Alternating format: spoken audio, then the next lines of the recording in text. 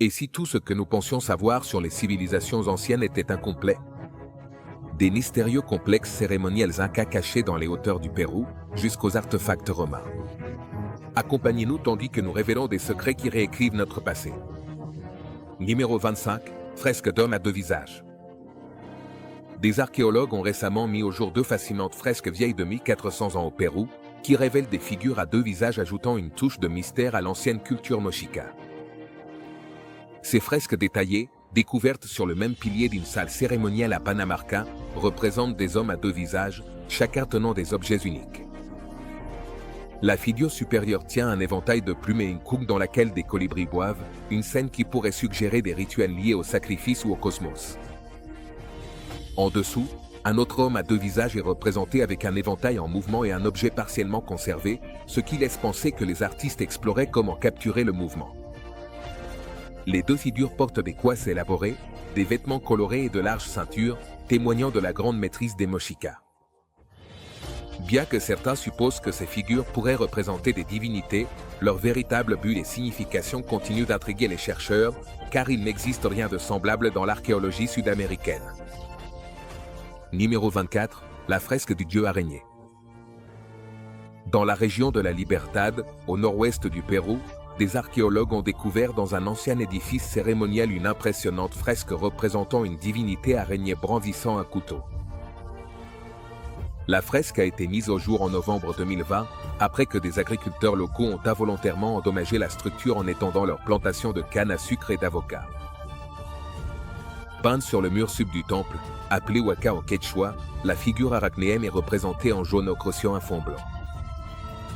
Selon un archéologue, la Waka a environ 3200 ans et a probablement eu une grande importance rituelle pour l'ancienne culture cupisnique. L'emplacement de la fresque, face à une rivière dans la vallée de Viru, suggère un lien avec l'eau et que des cérémonies sacrées pourraient avoir été réalisées pendant la saison des pluies. Malheureusement, environ 60% du temple a été détruit, ce qui a entraîné des efforts urgents pour protéger la structure restante. Numéro 23, masque doré. Une étude récente a révélé qu'un masque en or vieux de 1000 ans, découvert sur un squelette ancien au Pérou, avait été peint avec du sang humain. Découvert par des archéologues dans les années 1990, le masque faisait partie d'une tombe appartenant à un membre de l'élite de la culture Sican, qui a prospéré sur la côte nord du Pérou entre les 9e et 14e siècles.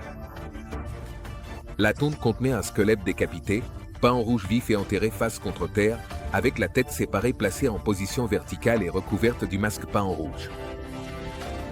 Initialement, les scientifiques ont identifié le cinabre rouge, un minéral à base de mercure, mais ils étaient perplexes quant au liant qui avait permis à la peinture de rester intacte pendant des siècles.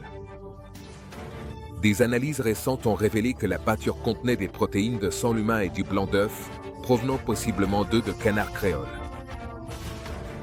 Étant donné la pratique des sacrifices humains dans la culture Sican, l'utilisation du sang lors des rituels n'a pas surpris les chercheurs. Numéro 22, mosaïque d'Hercule et de Neptune. Des archéologues en Syrie ont découvert une remarquable mosaïque de l'époque romaine datant du IVe siècle après Jésus-Christ, présentant des scènes saisissantes de la guerre de Troie, ainsi que des représentations d'Hercule et de Neptune. Cette impressionnante mosaïque de 20 mètres de long sur 6 mètres de large a été découverte dans la ville de Rastan, près de Homs, une région profondément marquée par la guerre civile syrienne. La mosaïque, qui comprend des représentations complexes du demi-dieu romain Hercule et de Neptune avec 40 de ses amantes, est l'une des découvertes archéologiques les plus significatives en Syrie depuis le début du conflit en 2011. Cette œuvre d'art ancienne, réalisée avec de minuscules pierres colorées, a été retrouvée dans un bâtiment occupé par les rebelles jusqu'en 2018. Bien que la fonction exacte du bâtiment reste incertaine, la découverte de la fresque est célébrée pour sa richesse de détails et son importance historique. Numéro 21, les anciens Romains peignaient des avertissements terrifiants. Une étude récente révèle que les anciens Romains utilisaient des peintures aux couleurs vives, rouge, jaune et blanc, pour créer des avertissements saisissants sur le mur d'Antona en Écosse, les séparant des tribus rebelles. Ces avertissements peints comprenaient des aigles romaines au bec taché de sang et des scènes d'ennemis décapités, toutes gravées sur des dalles de pierre placées le long du mur. Ces représentations colorées visaient à montrer la puissance romaine et à dissuader les tribus locales de défier leur autorité. des archéologues de l'université de Glasgow ont découvert que ces dalles, bien qu'elles paraissent aujourd'hui d'un gris uniforme, étaient autrefois peintes avec des pigments naturels aux couleurs vives. La peinture rouge, en particulier, mettait en avant le destin brutal qui attendait les ennemis de Rome.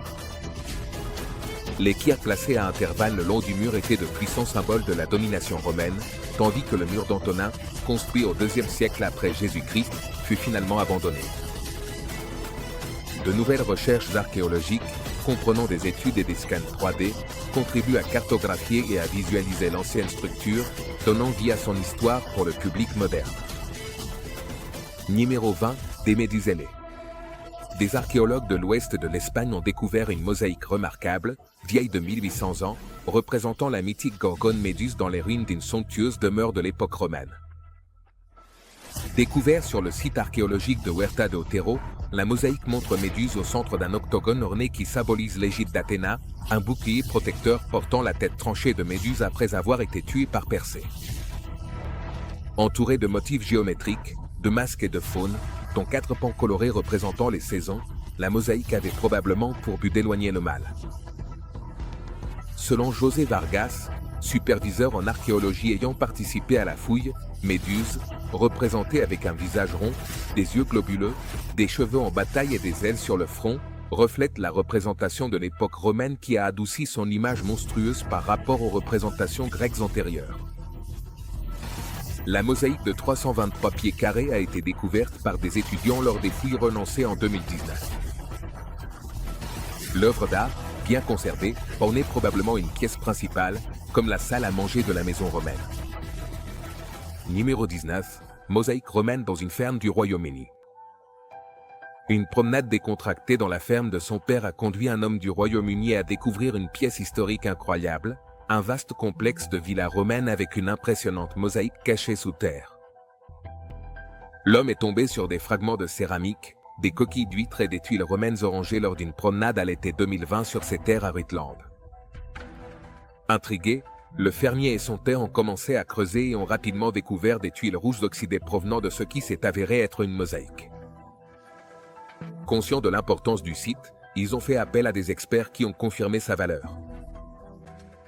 Au cours de l'année suivante, une équipe d'archéologues a découvert non seulement la mosaïque complète, mais aussi des structures voisines telles que des granges et une possible maison de bain. La mosaïque, qui date du 3e au 4e siècle, représente des scènes de l'Iliade d'Homère et faisait probablement partie d'une grande salle à manger. Elle est considérée comme l'une des découvertes de mosaïques romaines les plus passionnantes du Royaume-Uni au cours du dernier siècle.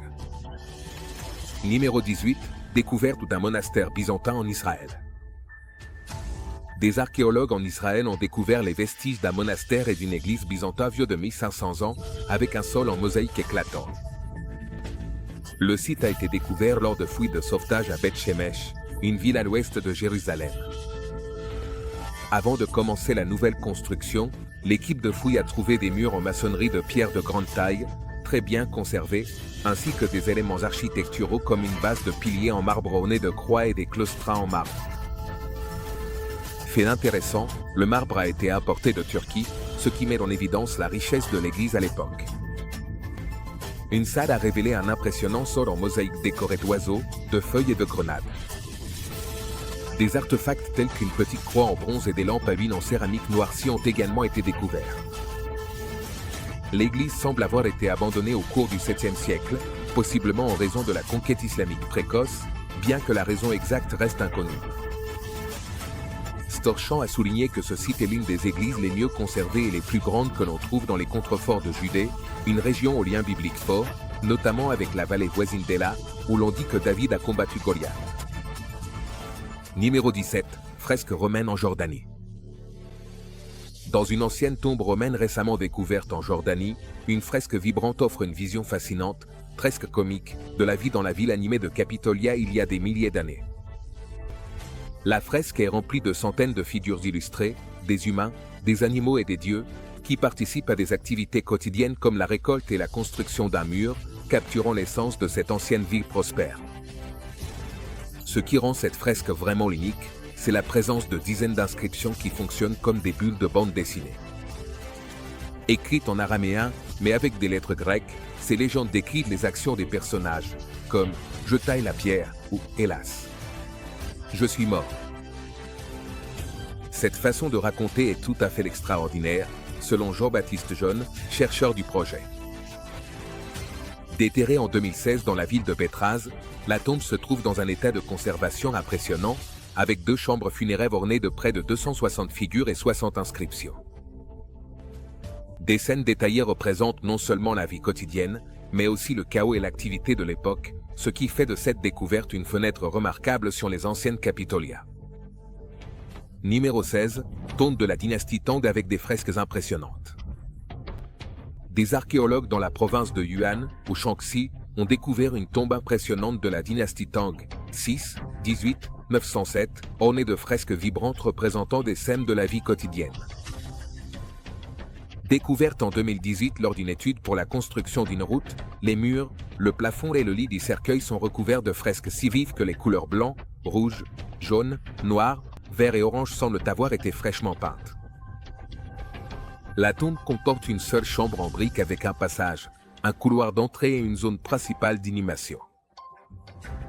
La porte d'entrée est décorée de motifs botaniques en spirale rouge et jaune orangé, flanqués de couples d'hommes en tunique jaune que l'on pense être des gardiens. À l'intérieur, le plafond conique de la chambre est orné de bêtes mythiques, tandis que les murs sont peints de panneaux dans le style « figure sous l'arbre », un motif populaire à l'époque des Tang.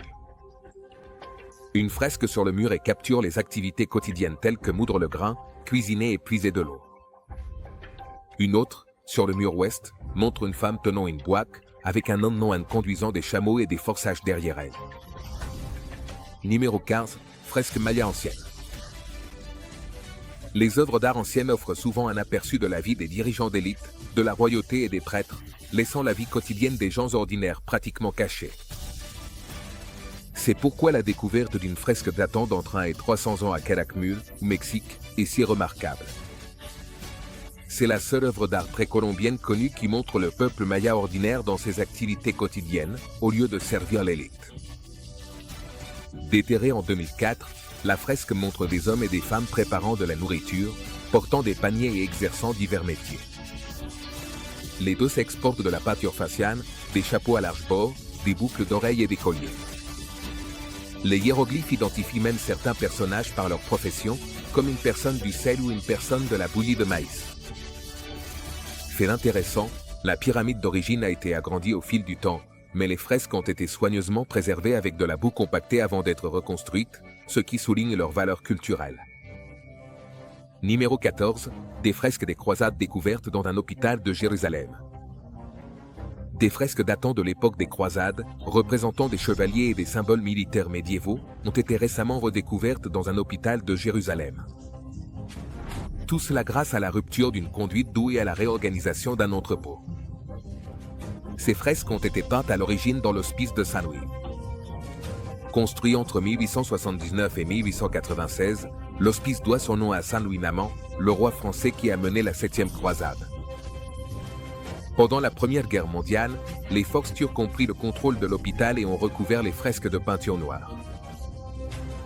Récemment, les religieuses qui dirigeaient l'hôpital ont découvert certaines des peintures oubliées lors d'une réorganisation et la rupture d'une canalisation a révélé encore plus de sections cachées. Actuellement, l'autorité des antiquités d'Israël travaille à la préservation des fresques, bien que l'hôpital reste en activité et ne sera pas transformé en attraction touristique. Numéro 13, la fresque en Chine représente un occidental. Des archéologues dans le nord de la Chine ont découvert une tombe de la dynastie Tang, datant du 7e siècle, offrant un aperçu exceptionnel de la vie quotidienne de cette époque. La tombe, découverte près de Taiyang, dans la province du Shaanxi, présente d'impressionnantes fresques représentant diverses activités, telles que des hommes en train de battre le grain, de préparer des nouilles et des fans transportant de l'eau. Ces scènes vivantes offrent une vision sans précédent de la vie sous la dynastie Tang, qui a gouverné une grande partie de la Chine entre 618 et 907 après Jésus-Christ. Une fresque représente même un occidental aux cheveux blonds et à la barbe. Découverte en 2018 lors de travaux routiers, la tombe a été officiellement signalée le mois dernier. À l'intérieur, les fresques sont bien conservées, montrant le style traditionnel de la figure sous un arbre, populaire dans la région, et pourraient représenter les occupants de la tombe à différentes étapes de leur vie. Numéro 12, gantelet du XIVe siècle. Des archéologues du port médiéval d'Oslo ont découvert un rare gantelet en fer du XIVe siècle, probablement perdu par un chevalier. La découverte a été réalisée par l'Institut norvégien pour la recherche sur le patrimoine culturel lors d'une fouille dans l'ancien port, qui remonte à la fondation de la ville vers 1050. Le port d'origine d'Oslo a été abandonné après un incendie en 1624, lorsque la ville a été déplacée de l'autre côté de la baie par le roi Christian IV. Au fil des siècles, le développement s'est étendu vers la baie, donnant lieu à l'actuelle fouille archéologique. La gaine a été retrouvée à environ 40 mètres du rivage dans le port, peut-être jetée depuis un bateau, bien que la façon dont elle s'est retrouvée là demeure un mystère.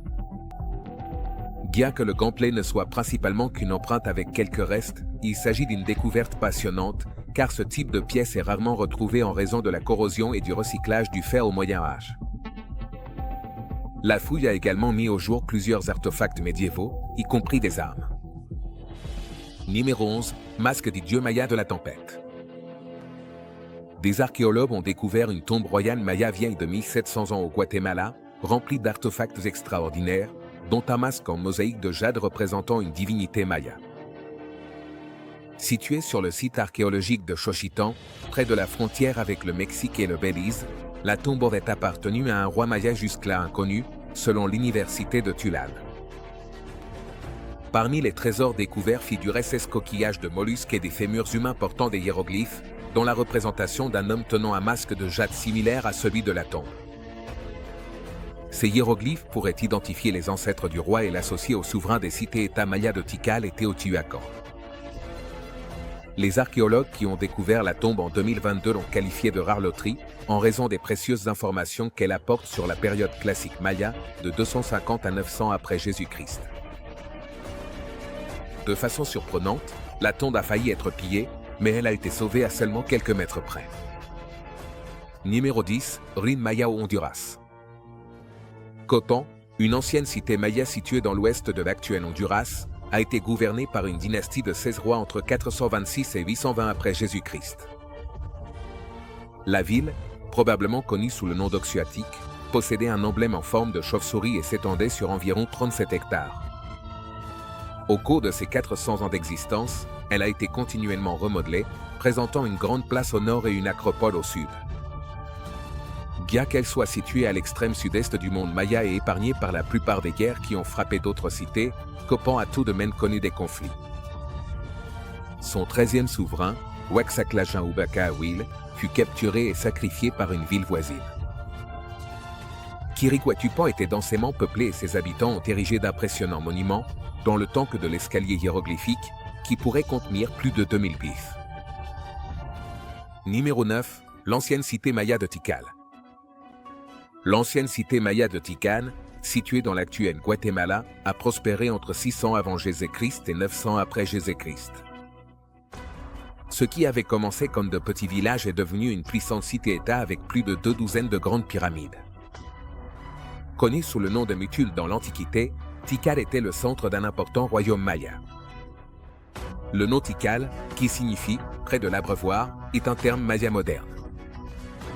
À son apogée, entre 682 et 909 après Jésus-Christ, Tikal s'étendait sur plus de 80 km² et abritait entre 45 et 62 000 personnes, ce qui en faisait l'une des plus grandes villes de la région. Pour subvenir aux besoins d'une population aussi nombreuse, les Mayas ont développé un système avancé de gestion de l'eau avec des barrages, des réservoirs et des systèmes de filtration de sable qui garantissaient l'accès à l'eau pendant les périodes de sécheresse.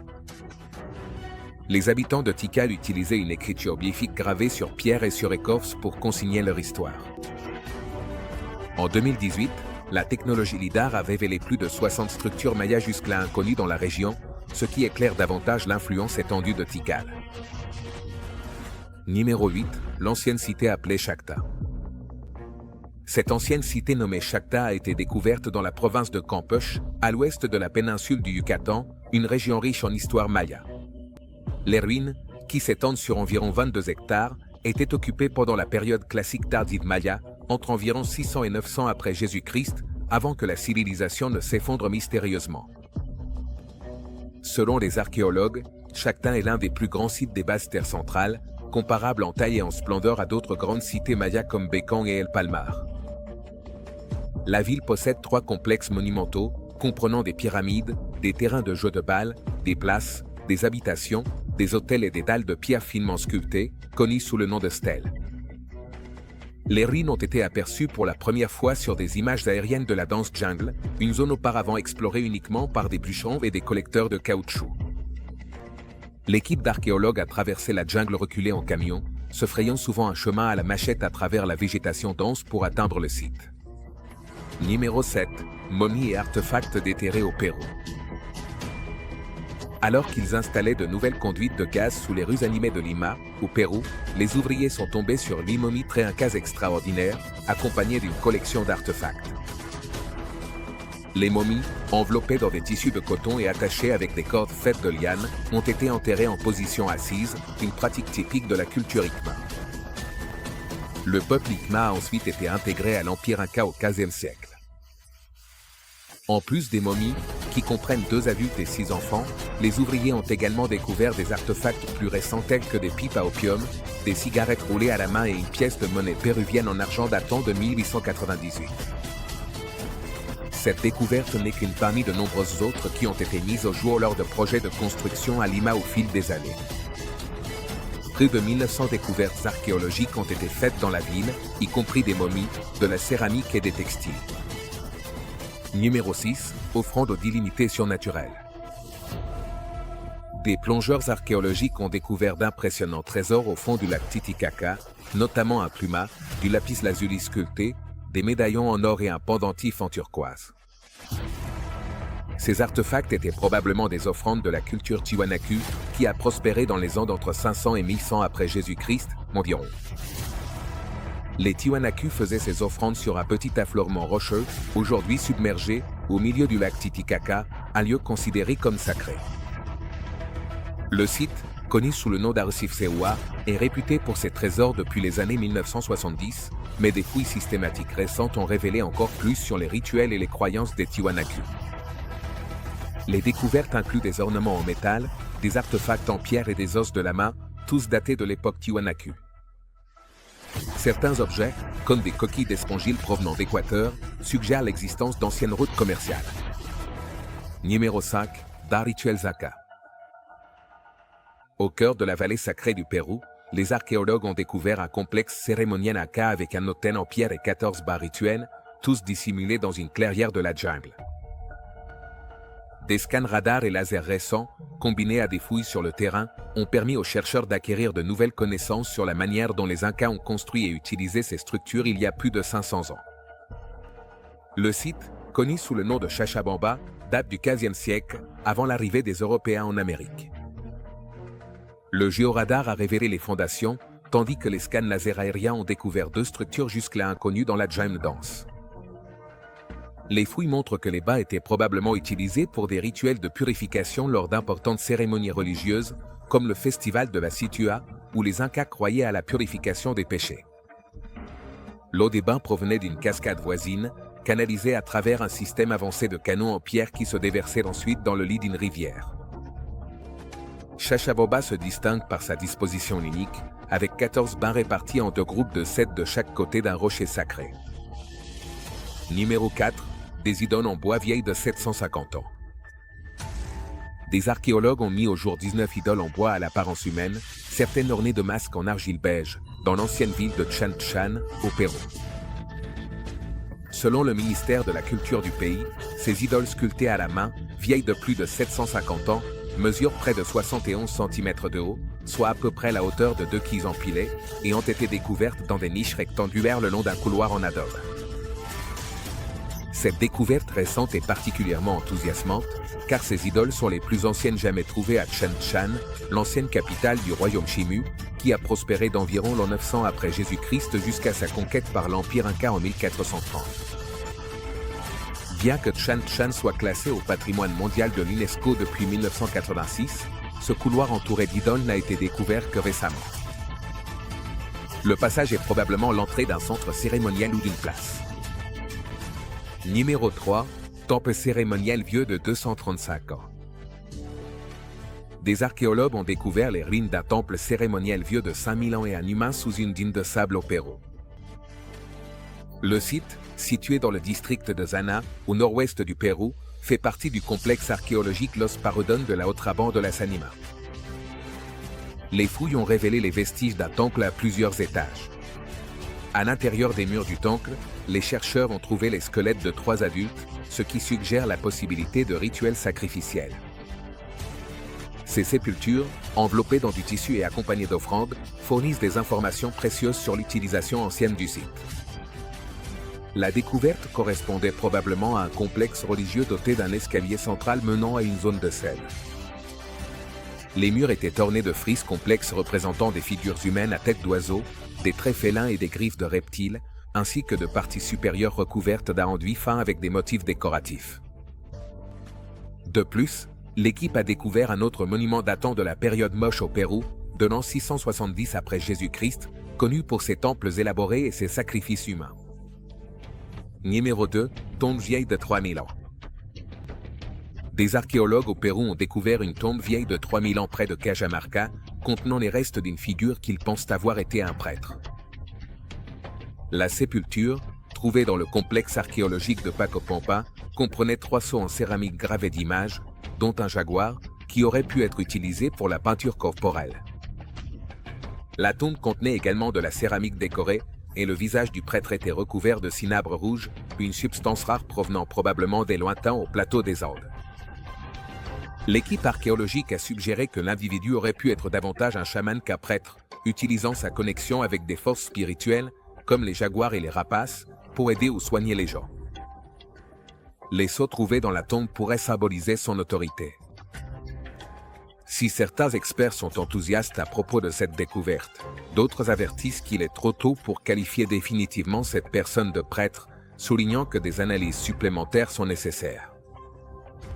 Numéro 1, fosse commune du XVe siècle. Au XVe siècle, un groupe de fans de l'élite de l'ancienne ville de Chan Chan se consacrait au travail du textile, aussi bien de leur vivant qu'après leur mort. Les archéologues ont récemment découvert une fosse commune à Trujillo, au Pérou, contenant les restes d'environ 25 personnes, principalement des femmes. Accompagnés d'outils textiles tels que des aiguilles et des fuseaux, ces éléments suggèrent que les femmes étaient expertes dans la production textile. Les femmes, pour la plupart âgées de moins de 30 ans, ont été enterrées assises, les jambes repliées et enveloppées dans du tissu de coton. La tombe, large de 9,7 mètres, contenait des dizaines d'objets en céramique qui indiquaient leur statut d'élite. Fait curieux, l'enterrement semble avoir été réalisé en 2 phases. Certains squelettes étaient intacts, tandis que d'autres étaient en désordre, probablement déplacés depuis un autre site. Cela suggère que le peuple Chimu, qui habitait Chan Chan, avait l'habitude de manipuler et de réinstaller ses défunts. On se retrouve dans la prochaine vidéo.